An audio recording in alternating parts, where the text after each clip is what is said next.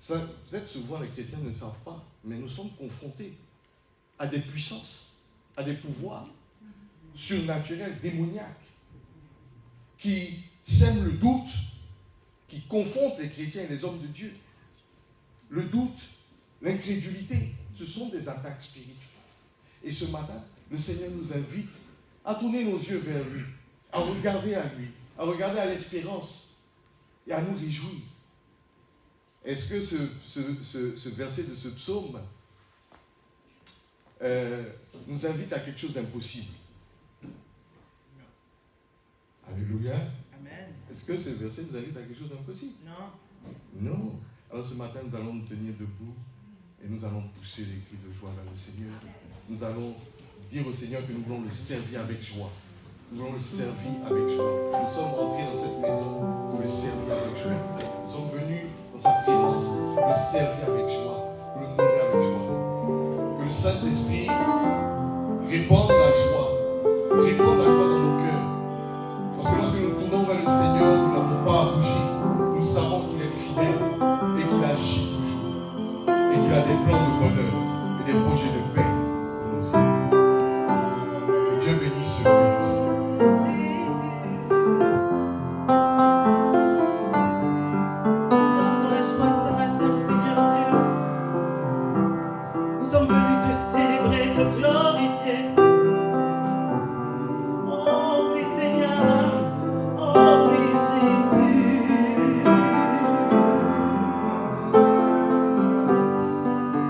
Nous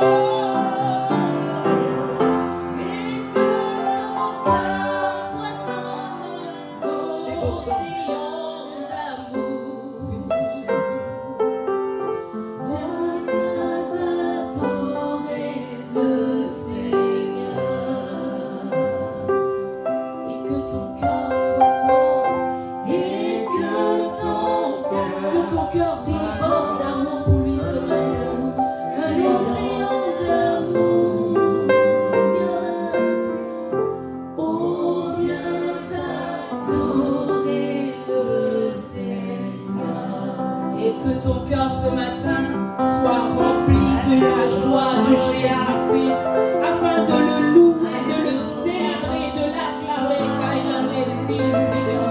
Nous élevons les mains vers toi, Seigneur, pour bénir ton nom, Seigneur, pour te célébrer, Seigneur, pour te magnifier, car tu en es digne, Seigneur.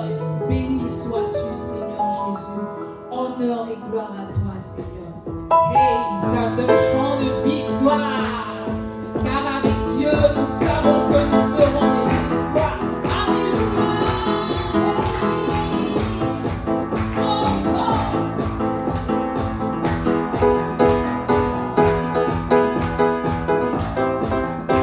Avec Dieu, nous ferons des exploits. C'est lui, seul qui écrase les lieux. Chantons et crions la